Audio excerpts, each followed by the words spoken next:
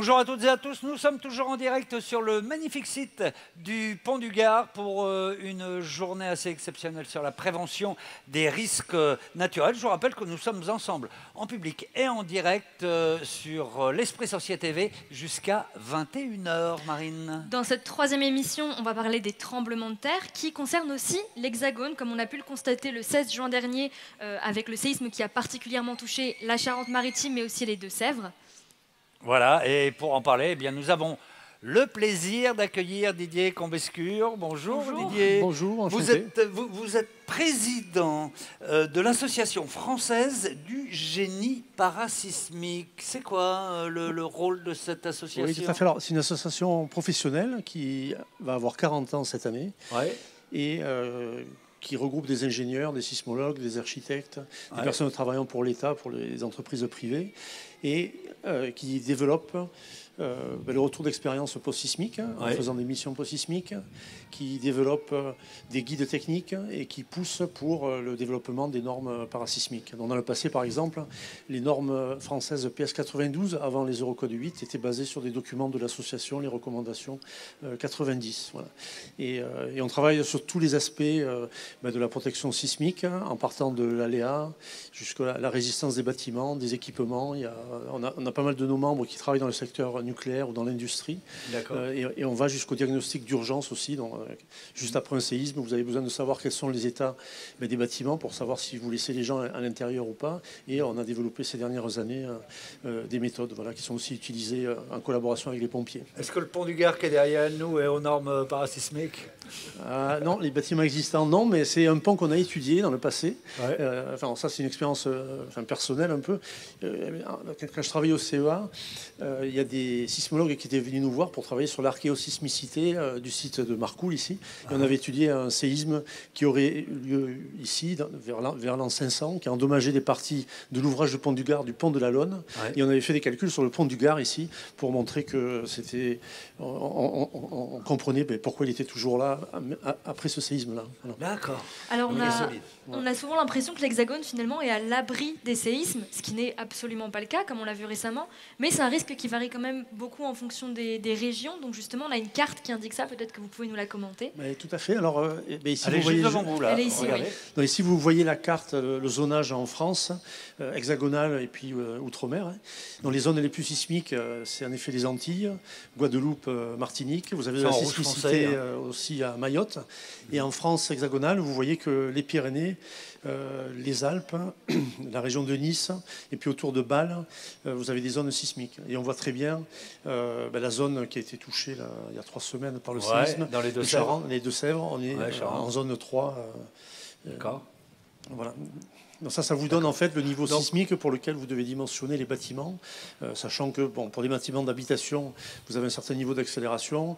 Des bâtiments critiques, par exemple pour les pompiers, etc., ça va être un niveau d'accélération supérieur. Et puis les bâtiments agricoles, ça va être un niveau un peu inférieur. Donc ça dépend de ce que vous avez dans les bâtiments, si vous avez du public, etc. Vous prenez pas en compte tout à fait le même niveau sismique. D'accord. Donc si on prend l'ensemble des territoires français, c'est quand même les Antilles françaises qui sont les plus vulnérables. C'est là où l'aléa est le plus élevé, avec un niveau d'accélération en effet élevé. Mais vous avez aussi les Pyrénées, Nice, etc., sur lesquels il y a un certain... Parce que le niveau... parce que vous avez l'aléa et vous avez la vulnérabilité du bâtiment. Oui, on peut rappeler les deux quand même. L'aléa, c'est les événements qui peuvent arriver. Et ensuite, si vous avez des bâtiments qui ont été bien conçus au séisme, vous êtes peu vulnérable. Si vous avez des vieux bâtiments construits avant les normes sismiques, vous allez avoir des bâtiments plus vulnérables. Donc, le risque, en fait, vous avez l'aléa, vous avez la vulnérabilité, puis aussi les enjeux. Si vous avez quelques personnes dans un bâtiment, c'est pas pareil qu'une école, c'est pas pareil qu'une industrie, par exemple, nucléaire, etc. Un tremblement de terre qui a lieu dans un désert, je dirais, il n'y a pas beaucoup d'impact. Exactement. Voilà. C'est ça. Ou sur Mars aussi, puisqu'on mesure des séismes sur Mars. Et il y en a. Il y a une sonde qui a mesuré pendant quelques temps des séismes sur Mars pour savoir ce qu'il y avait dans le noyau de Mars. D'accord, on va prendre plein de choses sur les tremblements de terre avec vous tout à l'heure en faisant un quiz sur les tremblements de terre. On a des participants pour cela, mais on se retrouve d'abord pour parler un peu de secourisme avec justement des acteurs des secours et notamment un acteur des secours qui est avec Jean actuellement et et je le soupçonne d'avoir beaucoup de flair, ce secouriste. Oui, et toi aussi tu en as du flair, Fred, visiblement. Je te présente un duo de choc, Cédric Cousin et son chien. Alors Cédric Cousin, vous êtes conducteur cynotechnique, et je vous laisse vous présenter, vous nous présentez votre chien. Ouais, bonjour, je m'appelle Cédric Cousin, je suis maître chien depuis 20 ans maintenant dans le groupe cynotechnique des sapeurs-pompiers du Gard. Ouais. Actuellement, je vous présente Prums qui a 4 ans, berger belge malinois, qui est mon 3e chien opérationnel. Très bien. Et alors, sur quel type de mission vous vous rendez avec Prums? Eh bien justement, on est dans la partie séisme des catastrophes naturelles. Donc c'est une de nos spécialités, la recherche de victimes suite à un séisme ou à un effondrement de bâtiments. Ouais. Mais nous avons aussi une spécialité de recherche en milieu naturel qui s'appelle le questage, qui sert à retrouver des personnes qui auraient pu s'égarer en milieu naturel, des randonneurs ou des personnes âgées avec des troubles neurologiques. Très bien. Le questage, on rappelle que ça n'a rien à voir avec les chiens de policiers ou de militaires qui, eux, sont des chiens de piste. Là, c'est un chien qui fait du questage. En quoi ça consiste, en quelques mots? Alors nous, en fait, on n'a pas besoin d'avoir d'odeur de référence. On recherche des personnes vivantes sur le secteur donné. Donc, comme sur un bâtiment qui s'effondre, on n'a pas la notion des identités des victimes. On n'a pas leur odeur, on n'a pas l'odeur de des gens référence. On ne sait pas qui est exactement sous les bâtiments. Donc, on a besoin que le chien nous détecte toutes les odeurs de personnes qui sont sous les décombres ou en milieu naturel. Très bien. On va faire une démonstration. Vous avez prévu un petit On peut exercice. vous faire une petite démo. Ok, vous avez prévu un exercice avec Prums. C'est un exercice de motivation, on dit, c'est ça? Exercice de motivation de base pour voir la fixation et l'aboiement. Ok. Alors, il a envie de Ouais, il a envie de bouger. Alors on va faire la démonstration. Je vous laisse donc nous expliquer en quelques mots donc ce qui va se passer très rapidement. Donc on a Loïc qui va faire ce qu'on appelle la victime. Ouais. Donc il va juste partir en courant pour aller se cacher à l'endroit qu'on a préparé. Et puis on va lâcher le chien pour qu'il y ait ce qu'on appelle une fixation et un marquage. Donc Très voilà. bien. Et Loïc, je te laisse partir. Il va courir très vite, Loïc. Le chien va vous rattraper à pleine vitesse. Alors c'est des chiens qui sont très équilibrés, très socialement en place. Ouais. Donc on a vraiment des chiens qui sont bien et qui présentent aucun danger. C'est pas des chiens d'attaque. Donc là, on imagine que par exemple, Loïc serait sous des décombres. Là, on a trouvé, on n'avait qu'une caisse sous la main, ouais. donc on a fait. Donc là, Loïc, effectivement, maintenant est caché. Le chien est prêt à partir. Donc on va le lancer en recherche. Alors, hop. Ah oui, il part tout de suite et dans la bonne direction. Ouais, il part. Donc là, il y a un peu du monde et tout, mais effectivement, c'est un exercice un peu de base à vue. Donc là, vous allez voir, il fait son contrôle d'odeur, il sent qu'il y a quelqu'un. Et donc là, il fait ce qu'on appelle une fixation. Donc il reste à l'endroit pour me dire j'ai trouvé quelqu'un. Et il y a un aboiement soutenu. Donc là, Loïc, il a récompensé tout de suite. Ouais. Et donc là, le chien, il a sa récompense. C'est un petit boudin. Mais on voit aussi que c'est pour le plaisir de trouver une personne. Et en fait, il ne revient même pas vers moi maintenant qu'il a son jouet. Il reste avec sa victime. Et c'est vraiment important pour nous d'avoir une forte cohésion entre la victime et le chien. C'est une vraie relation que vous avez. C'est un chien qui vous accompagne au quotidien tous les jours. Alors, Prum, c'est notre chien personnel qu'on met à disposition du service départemental d'incendie et de secours, et qui nous suit H24, qui me suit au travail, qui rentre avec moi à la maison, qui part en vacances avec moi et qui part faire le sport avec moi. Enfin voilà, il est tout le temps avec moi. Ouais. Donc vous créez une vraie relation. Et d'ailleurs, ce signal, finalement, le signal que le chien a donné au moment où il a trouvé Loïc, c'est quelque chose qui est commun à tous les chiens ou c'est quelque chose que vous avez entre vous, on va dire? Alors la fixation, rester à côté de la victime et l'aboiement, c'est un code qui est dans tous les... Qui est commun. Ouais, qui est commun à tous les chiens de recherche. Ça, c'est vraiment le marquage. C'est la fixation, l'aboiement pour dire j'ai trouvé quelqu'un ou il y a quelqu'un dessous. Voilà. Mais alors, j'imagine que ça demande un gros travail de préparation avec votre animal. Il y a des entraînements réguliers? Alors c'est des entraînements qui sont quotidiens, hein, Ouais. surtout sur des jeunes chiens où on a besoin de les éduquer sur beaucoup de choses, hein, de les éduquer socialement, de les éduquer avec des bruits. C'est des chiens qui peuvent intervenir sur beaucoup de situations. Donc en fait, il faut qu'ils aient tout vu dans leur jeune âge Ouais. pour qu'ils soient très stables et qu'ils puissent être fiables, quoi. Et ça dure combien de temps la carrière d'un chien cynotechnique? Enfin, d'un Alors, chien Nous, on récupère de les stage. chiots à 8 semaines. Ouais. 8 semaines, c'est l'âge légal de sevrage. Et à partir de la 8e, 9e semaine, on commence le travail par le jeu. On a à peu près 2 ans et demi de formation, 2 ans et demi pour pouvoir passer les brevets opérationnels. Et ensuite, vous pouvez travailler un chien jusqu'à environ une dizaine d'années, suivant l'évolution forcément de son état. Et comme nous, ils sont tous différents. J'imagine que du coup, en fonction des missions et de l'âge du chien, vous adaptez un peu le chien que vous prenez. Effectivement, nous déjà dans l'équipe, on a des races qui sont légères, athlétiques pour pouvoir évoluer sur tous les terrains qu'on va être amené à travailler. Et on a aussi des chiens qui sont plus âgés de confirmation. On enverra des jeunes sur des terrains plus difficiles au début, et puis on prendra des chiens de confirmation sur des petits points de difficulté. D'accord. Et alors, jusqu'à quelle précision le chien peut retrouver quelqu'un? J'imagine qu'on y va par étapes. Quand on est par exemple sur un effondrement, d'abord on va enlever peut-être une couche de gravat pour aider le chien. Oui, donc on va déjà enlever les victimes de surface pour nettoyer le terrain, donc évacuer les personnes blessées.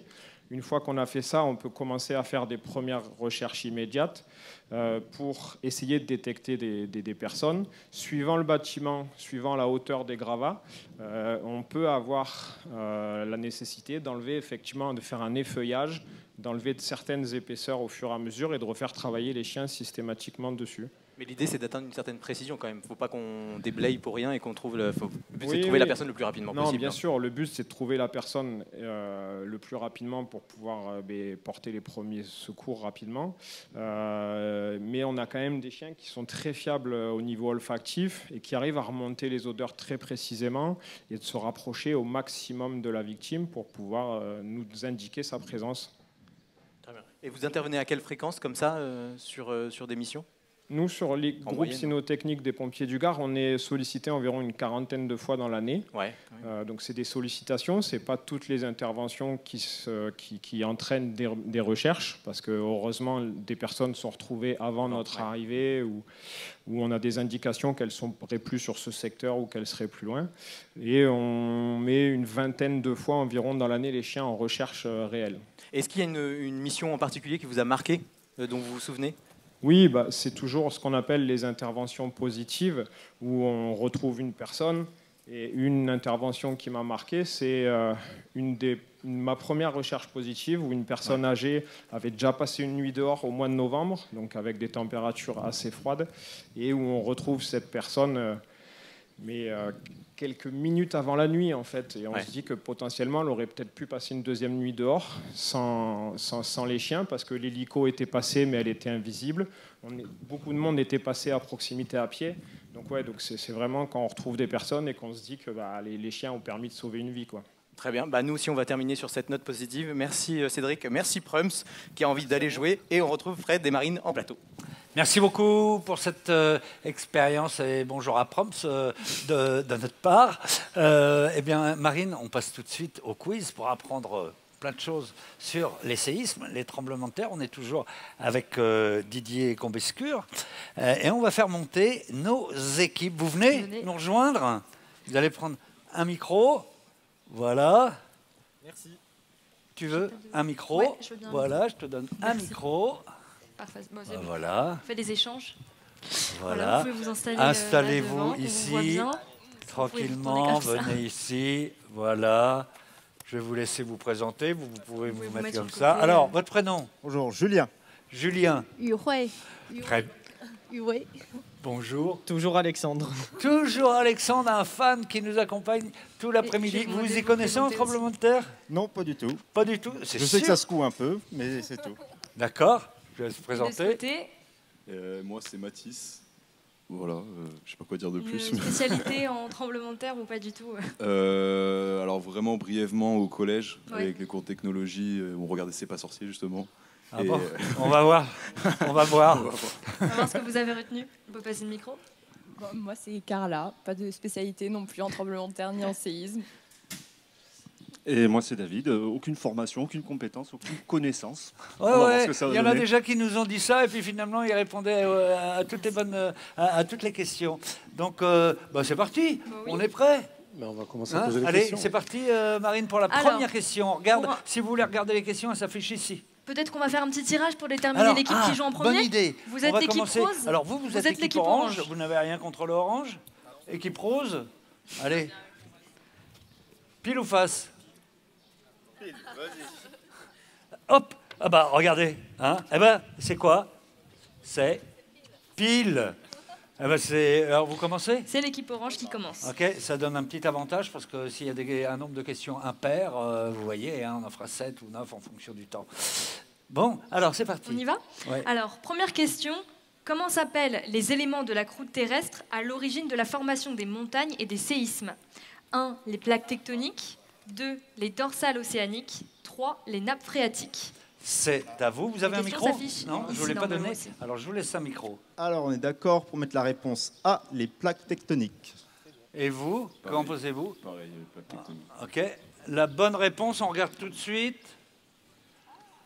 Réponse. Bravo, Un quand point pour même. l'équipe Pas mal. Une orange. petite explication, Didier.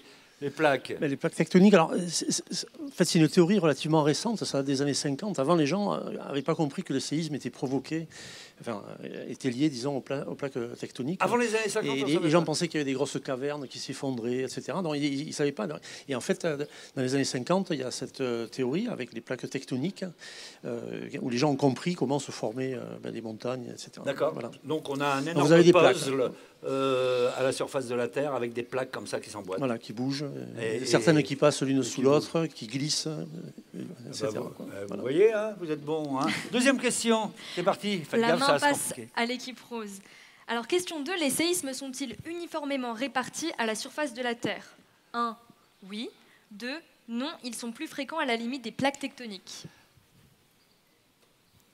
C'est la B. Vous êtes tous d'accord? Qu'est-ce que vous auriez On répondu? est d'accord avec eux aussi, oui. C'est vrai? Alors, la On va bonne voir la réponse, on réponse. regarde. La bonne réponse, c'est la B. Eh oui, un point pour l'équipe rose. Bravo. Qu'est-ce qu'on peut Alors, préciser, Didier? Ici, c'est que c'est plus fréquent. En effet, les gros séismes, les plus gros séismes qui ont lieu, c'est là où il y a la limite des plaques tectoniques. Donc, par exemple, au Chili, vous avez des magnitudes 8, 9. En Turquie, ce qu'on a vu, on est à la limite de plaques aussi. Mais vous avez aussi des séismes intraplaques, à l'intérieur des plaques. C'est le cas en particulier de la France hexagonale. Ce qui s'est passé, Voilà. par exemple, là, voilà. c'est à l'intérieur d'une plaque. C'est à l'intérieur d'une plaque. Alors pourquoi? S'il n'y a pas une plaque qui glisse sous l'autre? C'est un peu comme vous avez de la pâte à modeler, d'accord? Vous avez des gros blocs, Ouais. et quand la pâte à modeler, vous la poussez, vous essayez de la tordre, etc. À l'intérieur de la plaque, de la pâte à modeler, vous avez des fissures qui se forment. Oui. Et ces fissures-là, vous pouvez avoir des contraintes qui s'accumulent. En fait, le problème, c'est que vous avez un déplacement relatif de part et d'autre de la faille, en fait, d'accord? D'accord. Que ça soit au niveau des limites Entre de les plaques plaques ou dans à une l'intérieur des plaques, quoi. D'accord. Et vous avez des contraintes qui s'accumulent. À un moment donné, elles vont se relâcher. Et c'est ce relâchement brutal de contraintes qui va émettre des ondes, qui va générer des vibrations dans les bâtiments. Voilà. C'est pas mal, on apprend plein de choses. Hein. Au Tibet, c'est à l'intérieur de la plaque. Je dis comment dans la région tibétaine, c'est dans l'intérieur de la plaque ou c'est dans la limite? Alors ça, je ne saurais pas vous dire. Moi, je suis ingénieur structure, je ne suis pas sismologue, il faut aller voir les cartes. Mais il y a peut-être une limite entre les plaques, je ne sais pas. Là, je donne ma langue au chat. Bon, peut-être que c'est pas ça. Vous avez perdu un point. Allez, c'est parti pour la question suivante. Alors, question 3, c'est un oui ou non. Pouvons-nous aujourd'hui prédire un séisme? Donc 1, oui. 2, non. C'est à vous. C'est à vous. On dirait oui. Vous dites, peut-on prédire un séisme? On dit oui, du coup. Vous dites oui. Alors, On va voir la réponse, c'est... Oui, alors, c'est une question un peu... C'est une question piège. C'est une question difficile parce qu'on peut prédire l'endroit où vont avoir lieu les séismes. C'est la carte qu'on a vue tout à l'heure. Donc quand on regarde la sismicité instrumentale, donc ce qu'on mesure, les petits séismes, quand vous avez beaucoup de petits séismes, c'est là où vous allez avoir des gros séismes aussi. D'accord ? Vous connaissez aussi le passé. D'accord ? Les archéologues, les historiens regardent les séismes qui ont eu lieu il y a 500, 1000 ans, 2000 ans. Les géologues aussi, vous avez des traces en géologie. Donc là où vous avez eu des séismes dans le passé, vous allez en avoir dans le futur. D'accord ? Donc vous pouvez prédire là où vous avez le plus de séismes probables. D'accord ? Donc c'est la carte qu'on a vue tout à l'heure. Par contre, on n'arrive pas à prédire le moment où il va y avoir un séisme. On ne sait pas. C'est comme les prévisions météorologiques, l'orage qui arrive, on arrive à le prédire, vous avez une alerte météo, etc. Pour les séismes, on a essayé, enfin on essaie toujours, avec le radon par exemple, des gaz qui sont émis parfois quand vous avez des séismes. Mais ça peut être un signe.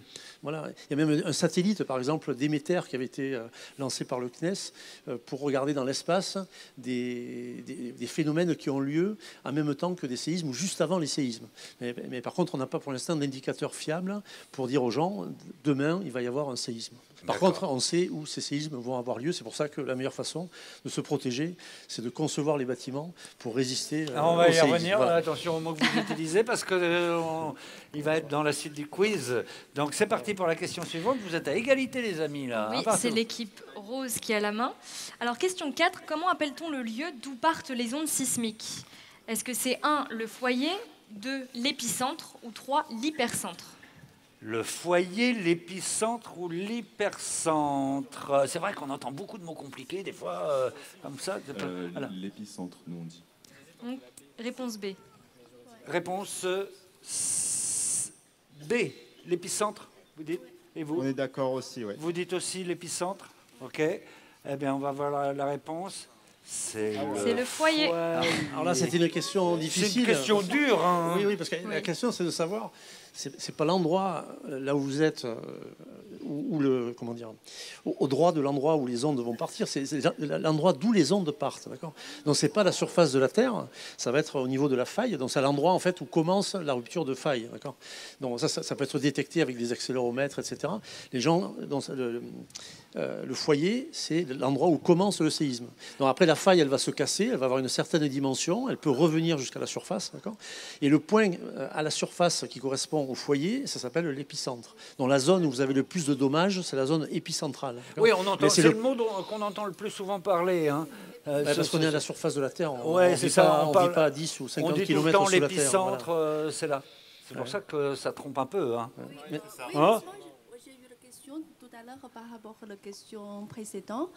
Pour prédire le séisme, peut-être maintenant il y a des systèmes d'alarme. Peut-être on a fait détecter le foyer après le temps oui, parce qu'en fait, quand la faille se casse, vous avez plusieurs types d'ondes. D'accord. Donc il y a les premières ondes qui partent, c'est ce qu'on appelle les ondes P, comme primaires, qui sont des ondes de compression, qui arrivent plus vite et qui en général font pas trop de dommages. Vous avez les ondes S secondaires, et c'est elles qui vont créer des dommages. Et la vitesse va pas être la même. D'accord. Donc par exemple, au Japon, quand vous avez des foyers très loin, vous avez une forte différence dans le temps d'arrivée de ces ondes. Donc vous pouvez mettre en place un système qui va par exemple arrêter les TGV, le Shinkansen, qui va arrêter les ascenseurs, pour tout mettre en sécurité avant que les ondes violentes arrivent. Mais quand vous êtes dans des séismes intra-plaques, vous avez juste quelques kilomètres, comme ce qui s'est passé à La Rochelle, là vous avez très peu de différence entre les ondes primaires et les ondes secondaires. Donc c'est beaucoup plus difficile de mettre en place ce genre de système. Mais vous avez des systèmes, dès que vous, dans les centrales nucléaires par exemple, vous faites chuter les barres de contrôle pour arrêter le réacteur pendant le séisme. Donc, dès que vous sentez des vibrations, dès que ça arrive à un certain niveau, vous arrêtez certains systèmes. Merci pour ces précisions. Question suivante, question 5. Question 5, la main est à l'équipe orange, si je ne me trompe pas. Donc, les secousses qui font suite à un séisme important sont appelées A, les secousses secondaires, B, les répliques, ou C, les secousses post-sismiques. Secousse secondaire, réplique ou secousse post-sismique? Alors, qu'est-ce qui vous inspire? A ou B. A ou B. Vous mettez d'accord. J'ai entendu secousse secondaire tout à l'heure. Ah, alors, allez-y. Allez-y, choisissez. Faut y aller. Faut y aller. Allez. Alors, faut y A, aller, B, là. C. Allez-y. Bon, allez, la B. La B? Et vous? Pareil. Vous dites la B? D'accord, on va regarder tout de suite. Regardez. C'est la On va B. jouer. Bravo. Hein? Alors, on est d'accord? Réplique? Tout à fait. Ouais. Donc, un des problèmes, souvent, c'est savoir, parce que vous avez aussi les précurseurs avant, les petits séismes qui peuvent arriver. Ouais. Mais alors, quand vous avez un petit séisme, est-ce que c'est le séisme principal ou est-ce que c'est un précurseur et qu'il y en a un plus gros qui va arriver après? Et une réplique, parce qu'on peut avoir peur. Alors, une réplique... Est-ce qu'elle peut être aussi forte que le principal tremblement de terre? Ça peut arriver, mais bon, derrière le nom de réplique, c'est un séisme normalement de magnitude plus faible. On sait que quand vous avez un gros séisme, à un moment donné, derrière, c'est suivi de répliques, parce que le sol a besoin de se remettre un peu en place, parce qu'il a été perturbé. Donc vous avez tous les bouts de faille qui jouent, et donc en général, ça diminue, mais parfois, vous avez des gros séismes plus tard. Donc ça nous est arrivé lors d'une mission sismique en Italie, en 2016. Au mois d'août, il y a eu un gros séisme avec énormément de morts. On a fait une mission 2 mois après. Et une semaine après notre retour, il y a eu un séisme de magnitude plus élevé qu'au mois d'août. D'accord. Et comme vous voyez, bon, voilà. Très bien. Il nous reste 2 questions. On en aura donc 7 au total. Vous êtes... c'est à vous maintenant, c'est la main est à vous. Alors, question 6. Que caractérise l'intensité d'un séisme? A. Le nombre d'ampères libérés par le séisme. B. La force du séisme. Ou C. Les effets ressentis et observés en surface.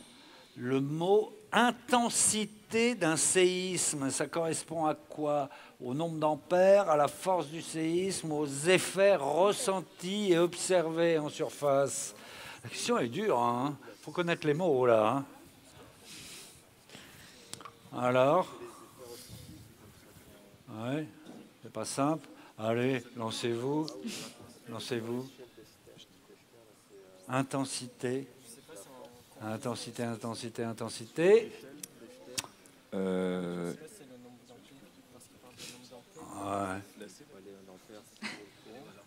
La A. La A. Vous dites la A. Et vous, qu'est-ce que vous dites? Vous avez B ou la C? Allez, la B. Vous dites la B, la force. Et vous dites le nombre d'ampères. D'accord, on va regarder tout de suite la réponse. C'est la C. C'est la C. Ouais, tout à fait. Ben, l'intensité. Non, Mercalli, ça vous dit peut-être quelque chose. C'était un sismologue italien de la fin du 19e. Et l'échelle d'intensité, souvent, c'est l'échelle de Mercalli. Donc, ce sont les effets du séisme. Donc, c'est une échelle de 1 à 12 qui est fermée. Donc, 12, c'est le changement du paysage, c'est la création de lacs, de montagnes, etc. Et quand vous commencez à avoir des intensités de l'ordre de 6, comme on a eu à La Rochelle, vous avez des dommages. 7, 8, ça commence à devenir très important. 9, 10, vous avez même des bâtiments dimensionnés au séisme qui peuvent avoir des dommages. Voilà. Donc c'est bien l'impact. Avec l'échelle de Richter, ça n'a rien à voir. Donc après, la force du séisme, par contre, c'est la magnitude, c'est l'échelle de Richter ou le moment en magnitude qui est donné par les sismologues et par les ordinateurs très rapidement après un séisme. Donc ça, c'est l'énergie qui est libérée au moment du séisme. Voilà. Très bien. Dernière question, c'est à vous de jouer. Question 7. Comment sont qualifiés les bâtiments conçus pour résister au séisme? A. Antisismique. B. Parasismique. Ou C. Contrasismique. B. Vous dites B et vous, que dites-vous? B. B, on regarde tout de suite. Parasismique. Bah ouais, bravo. Bravo. Commentaire? Non, c'est du grec, voilà, parasismique. Oui. On essaie de se protéger comme le paratonnerre ou le parapluie. Ça vient de ça. Et il est important d'ailleurs de faire attention de la zone dans laquelle on habite, parce qu'il peut y avoir des règles parasismiques à respecter. Tout à fait. Et qui parfois, souvent, sont quand même assez simples. Dans des maisons individuelles, on parle de chaînage autour des portes et dans les coins du bâtiment. Donc c'est rajouter un petit peu d'acier qui peuvent vous éviter d'avoir des grosses fissures dans votre maison, comme on voit en Charente. Voilà. D'accord. Eh bien, merci beaucoup. Merci aux 2 équipes. Qui est-ce qui a gagné? On va dire les oranges, mais les rouges ont été pas mal. Vous savez quoi? Il y a des cadeaux pour tout le monde. De toute façon. Bravo à Donc tous. ça tombe bien. En tout cas, merci beaucoup de vous être prêtés au jeu. C'était super sympa. Et si vous voulez, d'ailleurs, je vous propose autre chose. Je ne sais pas si vous avez eu le temps encore de le tester. C'est d'aller tester la table vibrante qui est là-bas. Parce que si vous voulez vraiment ressentir ce qu'est un tremblement de terre, allez monter sur cette table. C'est exactement ce que va nous montrer Lorraine tout de suite. Et oui, tout à fait. Fred, j'ai la chance d'être avec les pompiers de l'urgence internationale qui ont donc ramené cette table vibrante. Je suis avec Jacques et Joël et je m'apprête à vivre un séisme qui ressemble à celui qui a eu lieu en Charente-Maritime et dans les Deux-Sèvres dont vous avez parlé dans cette émission. Joël, je vous laisse nous mettre en condition. Voilà, bonjour à tous. Pour se mettre en condition, vous allez essayer de faire ce que les gens ont ressenti. Bon, ce séisme-là va être en pleine journée, c'est-à-dire c'est un séisme quand même très faible, un verre qui va vibrer, peut-être un petit rouleau de sopalin qui va tomber. Nous allons démarrer par ce séisme-là. C'est quelle magnitude? 5,4. Ok, très bien. Bon, je me tiens prête. Je me tiens au rambarde ou... Comme vous voulez. J'essaye sans. Allez, c'est parti. Ah oui, ok. Donc là, je sens des vibrations dans toutes les jambes. Ok, c'est étonnant parce qu'on a des moments de pause, on croit que c'est fini pendant un petit microseconde et puis ça reprend tout de suite. Comme vous avez pu le constater, c'est vraiment quand même assez faible, mais les gens ont ressenti ça, ce qu'ils sont ressentis il y a quelques semaines en Charente-Maritime. Oui. Ou alors dans les, il y a eu quand même beaucoup de dégâts sur des maisons fragilisées, oui, il y a eu des personnes quelques déplacées. maisons lézardées, mais heureusement, il n'y a aucune victime. Mais on sent effectivement toutes les vibrations dans les gens. Oui. Je peux imaginer que c'est très difficile de se mouvoir à ce moment-là. Là, ces séismes-là, ils sont basés sur des données de sismographes que vous Oui, tout récupérez. à fait.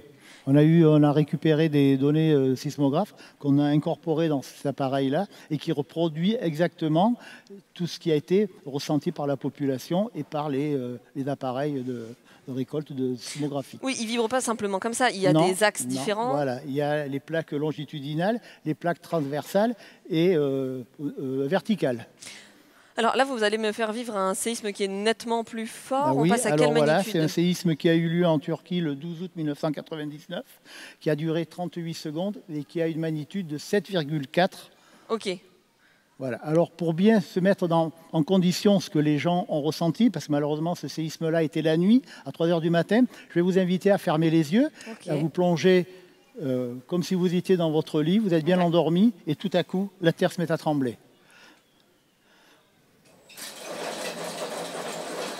Ah oui, ok. Et bouge dans tous les sens. Là, on se dit qu'il y a une accalmie, on peut... Là, on repart pas. Donc là, on sort de son lit à ce moment-là. Alors voilà, et comme on peut l'imaginer, ici il n'y a pas tellement de bruit, mais quand ça existe, vraiment quand c'est réel, il y a plein de choses qui vont tomber, quelques meubles qui vont sûrement se renverser, le plafond qui va se fissurer, il y a plein de choses, il y a un bruit infernal, c'est le noir total et c'est un mouvement de panique. Oui, parce que là, je suis entourée de rien. On imagine qu'il y a tous les murs qui tremblent exactement de la même façon. Voilà. Je vais descendre parce que j'étais bien secouée déjà. Et j'imagine que dans les escaliers, si on a un tremblement comme ça... Ah oui, alors si vous êtes à l'étage, surtout, il ne faut pas descendre parce que vous êtes sûr de tomber. Attendez que ça soit fini. C'est ça l'objectif de ce simulateur, c'est de se rendre compte de la sensation qu'on ne peut pas avancer? Tout à fait. Est-ce que c'est important de sensibiliser aussi en Hexagone, en France Bien ou sûr, dans les parce que Outre-mer? malheureusement, on ne sait pas ce que demain sera fait. Peut-être qu'il y aura un tremblement de terre plus important que on a connu jusqu'à présent. Est-ce que c'est un simulateur que vous emmenez beaucoup en France? Oui, vous on l'amène, oui, on l'a amené pas mal de fois sur des forums comme ici, sur des congrès nationaux de sapeurs-pompiers. Partout où on a de la demande, on l'emmène pour sensibiliser les gens justement à ces phénomènes sismiques. Je sens encore les gens qui flagellent un peu. J'ai un peu l'impression que je vais avoir des vertiges. Quels sont les retours que vous avez des personnes qui testent ces tables sismiques? Non, les personnes sont assez impressionnées. Bon, elles ne se rendent pas compte de la dangerosité parce qu'en fait, on est en position fixe ici. Mais quand même, ça leur donne des impressions délicates et d'angoisse parfois. Enfin, ça les surprend. Hein. Oui, les gens ne se rendent pas compte du tout que ça ressemble à ça, un séisme. Non, ils sont pas habitués à vivre surtout les grosses vibrations. Enfin, la petite, certains l'ont vécu, mais les grosses vibrations telles que l'Algérie à 6,8 ou la Turquie à 7,4, ils ne se rendent pas compte de ce que ça peut être. Quoi. Et alors, pour être plus immersif, vous avez d'autres solutions Alors, on a une nouvelle solution qui n'est pas encore tout à fait mise en service, mais qui est prête, qui est avec de la mémoire virtuelle. C'est-à-dire que vous aurez la même plaque vibrante, mais avec donc des lunettes. Un casque de réalité virtuelle, et, voilà. et vous êtes basé sur des vraies images de séisme? Tout à fait, sur des vraies images de séisme. Mais on a plus de séismes qu'actuellement. Là, il y en a 3, là, il y en aura un peu plus nombreux. D'accord. Alors, vous faites partie des pompiers de l'urgence internationale. C'est quoi votre rôle? Vous intervenez dans le monde entier? Alors, on intervient uniquement à l'international. C'est notre rôle. On est une association de bénévoles. On est classifié par l'ONU. Et sur une demande d'aide internationale d'un pays qui a souffert de catastrophe, on intervient. Donc, on est déclenché par notre conseil d'administration. Et si on est disponible pour partir, vu que c'est sur notre plan personnel, ah oui, vous êtes complètement volontaire. Complètement volontaire. C'est-à-dire qu'il y a des professionnels qui ont encore leur métier, mais bon, ils peuvent pouvoir dégager du temps. Il y a des retraités, il y a toute personne, tout métier. Principalement des pompiers, plus de 80% de pompiers volontaires ou professionnels, mais il y a médecins, infirmières, maîtres chiens, pilotes de drone, logisticiens. Ah, vous avez tous les corps de métier. On a tous les corps de métier parce qu'il faut pouvoir couvrir pas mal de spécificités pour pouvoir agir sur le terrain. Vous, personnellement, c'est quoi le dernier séisme où vous êtes intervenu? Moi, personnellement, c'est la Turquie, avec un autre collègue qui est présent ici. En 2023, en février 2023 on a été alerté le lundi matin à 7 h. Le séisme a eu lieu à 4 h du matin. Et on partait à minuit pour Roissy, sur des vols réguliers, pour être à Ankara le mardi soir et traverser une bonne partie de la Turquie pour rejoindre Kahramanmaraş, là où on était affecté, pendant 10 heures de route sous la neige aussi. Donc c'est difficile comme condition, quoi. Et en arrivant, on a trouvé un cataclysme sur la ville. Vous n'aviez jamais vu un séisme pareil? Pas comme ça, non. C'était très impressionnant. Merci beaucoup pour votre engagement. Et puis j'invite tous ceux qui peuvent le faire à venir tester cette table vibrante, puisqu'on n'est pas à l'abri non plus, que ce soit en Hexagone ou dans les Outre-mer. Merci beaucoup. Merci Jacques, merci Joël. Merci à vous. Je vous passe la parole, Fred, en plateau. Merci aux pompiers de l'urgence internationale. On arrive au terme de cette 3e émission sur les tremblements de terre. On se retrouve à 19h, ici même, pour une grande émission spéciale dans laquelle nous recevrons des spécialistes de secours, mais aussi des scientifiques, des élus, des architectes et des urbanistes. On parlera des effets du changement climatique sur la fréquence des catastrophes naturelles et on évoquera aussi des solutions possibles pour mieux aménager nos villes et nos villages et puis pour mieux préparer les citoyens à ces nouveaux défis du XXIe siècle. Exactement. Donc on se retrouve à 19h. On vous dit à tout à l'heure. À tout à l'heure. Bye bye.